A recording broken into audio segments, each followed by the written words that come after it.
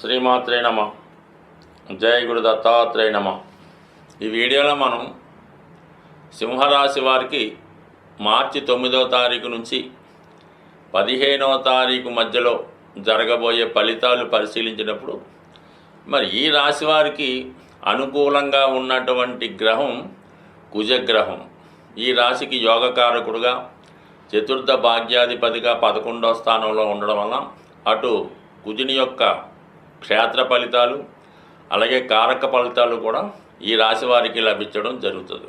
ముఖ్యంగా చతుర్థాధిపతి లాభస్థితి వల్ల విద్యార్థులకి చాలా అనుకూలంగా ఉంటుంది.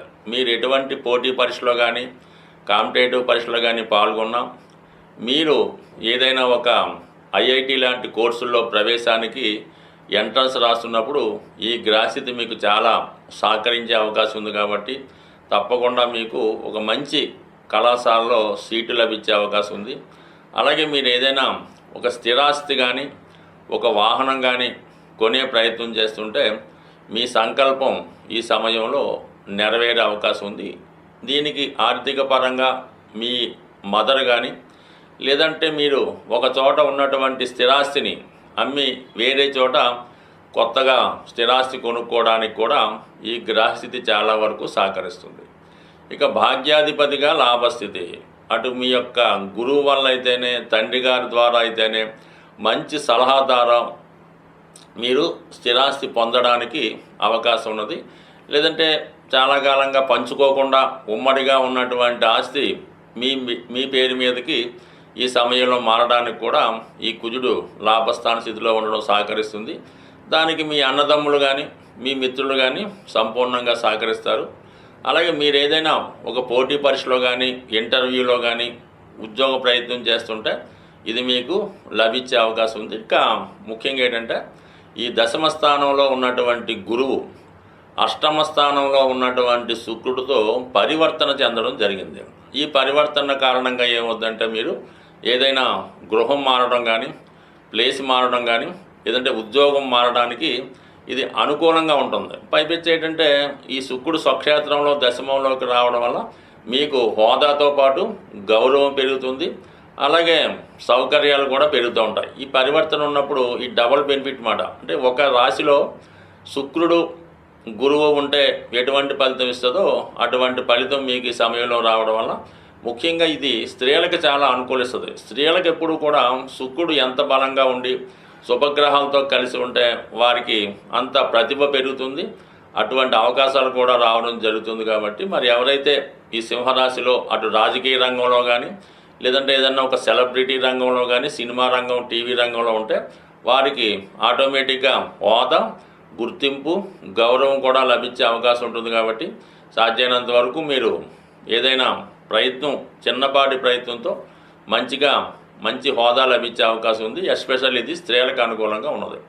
ఇక సప్తమ స్థానంలో శని ప్లస్ రవి గ్రహాల సంచారం. ఎప్పుడైతే రాశ్యాధిపతి శని భగవానుడితో కలిసి ఉంటాడో ఇది కేవలం ప్రభుత్వ ఉద్యోగం ప్రయత్నం చేస్తున్న వాళ్ళకి ప్రభుత్వంలో హోదా కోరుకునే వారికి అనుకూలంగానే ఉంటుంది.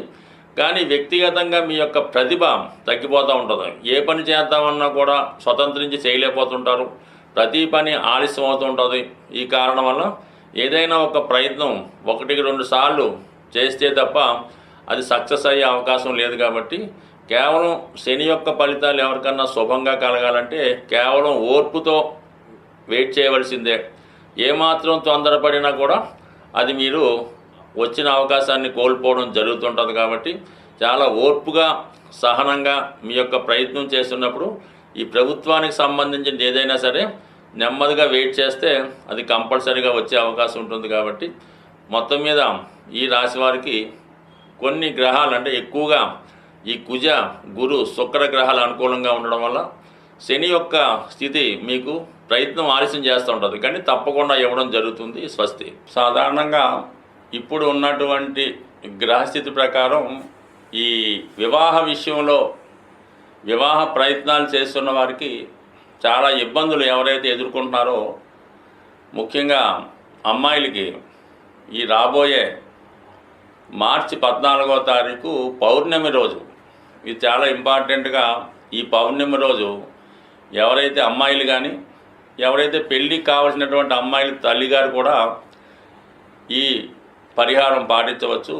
ఆ రోజు అమ్మవారి ఆలయంలో లేదంటే మీ గృహంలో అయినా పర్వాలేదు, చక్కగా పాయసం అంటే కొత్త బియ్యంతో ఆవు పాలతో పాయసం తయారు చేసి అమ్మవారికి నివేదన చేయడం వల్ల ఆ ప్రసాదాన్ని కనీసం ఒక 2-3 ముత్తైదువుల కన్నా ప్రసాదంగా పెట్టడం వల్ల, మరియు ఆ పౌర్ణమి రోజు సాయంకాలం పూట చక్కగా లలితా సహస్రనామాన్ని పారాయణ చేయడం వల్ల అమ్మాయిలకి వివాహం తొందరగా జరిగే అవకాశం ఉంటుంది.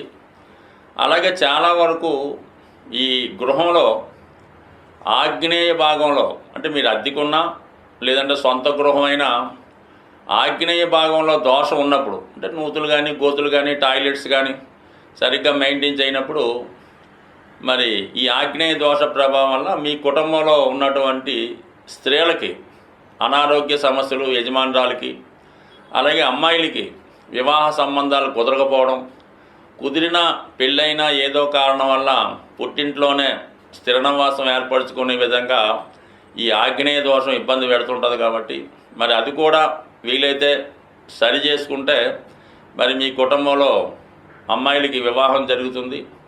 ఇక అబ్బాయిల విషయంలో వాళ్ళు ఏ పని చేయకుండా ఇంట్లోనే తిష్ట వేస్తూ మరి చదువు పూర్తయినా కూడా ఉద్యోగానికి వెళ్లకుండా ఉన్నవాళ్ళు మీ గృహంలో ఈశాన్య భాగంలో దోషం ఉందేమో గమనించండి. ఆ ఈశాన్య భాగంలో దోషం ఉన్నప్పుడు కామన్గా మీ మగపిల్లలు ఎందుకు పనికి రాకుండా, అంటే మంచి చదువు ఉంటుంది, మంచి బుద్ధిమంతులై ఉంటారు, కానీ ఉద్యోగ ప్రయత్నాలు చేయరు, వచ్చినా కూడా అవి సరిగ్గా నిర్వహించలేకపోతుంటారు. కాబట్టి ఈ ఈశాన్య దోషాన్ని సరి చేసుకోవడం వల్ల మీకు సంతానం మగపిల్లలు అభివృద్ధిలోకి వస్తారు. ఆగ్నేయ దోషాన్ని సరి చేసుకోవడం వల్ల అమ్మాయిల యొక్క సమస్య పరిష్కారం అయ్యే అవకాశం ఉంది. సాధ్యమైనంత వరకు ఇవి చూసుకుంటూ చిన్నపాటి రెమెడీలు చేసుకోవడం వల్ల కంపల్సరీగా మీకు ఈ వివాహంలో ఉన్నటువంటి సమస్యలు చాలా వరకు తొలగే అవకాశం ఉంది.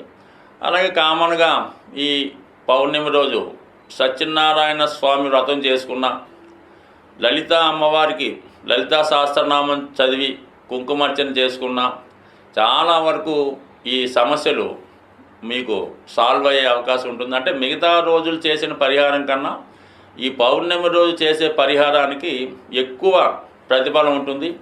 అలాగే దాని యొక్క ఫలితం కూడా తొందరగా రావడం జరుగుతుంది. స్వస్తి.